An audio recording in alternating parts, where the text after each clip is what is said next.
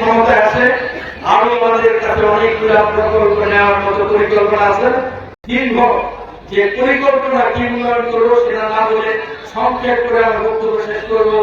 শেষ বক্তব্য হচ্ছে আমার একটি, আপনার এখান থেকে বিদায় হয়ে যাওয়ার পরে সবাই সবার কাছে এই মেসেজটা পৌঁছাবেন।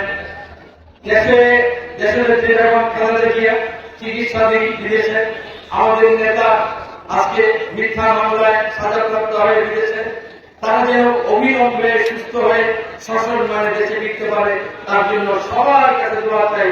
আপনারা এই দোয়া যাতে সবাই করে সবার কাছে আমাদের আহ্বানটা পৌঁছে দিবেন এবং সবার কাছে এই একটি মেসেজ দিতে চাই, আপনারা গিয়ে সবাইকে বলবেন নির্বাচনের জন্য প্রস্তুত হওয়ার জন্য।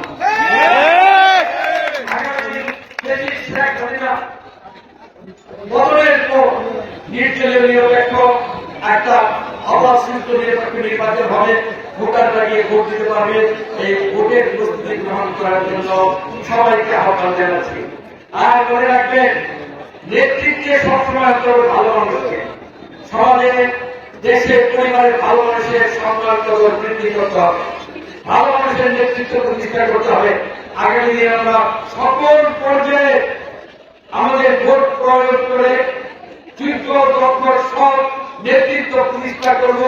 এই হোক আজকে আমাদের সকল এই আহ্বান জানিয়ে সবাইকে ধন্যবাদ জানিয়ে আমার প্রিয় সহকর্মী যারাই আয়োজন করেছেন, অনেক কষ্ট করেছেন, তাদেরকে ধন্যবাদ জানিয়ে, যারা শ্রোতা কষ্ট করে এসেছেন তাদেরকে ধন্যবাদ জানিয়ে আমার বক্তব্য শেষ করছি।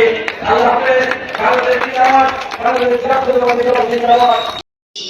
আলোকিত শীতলতা।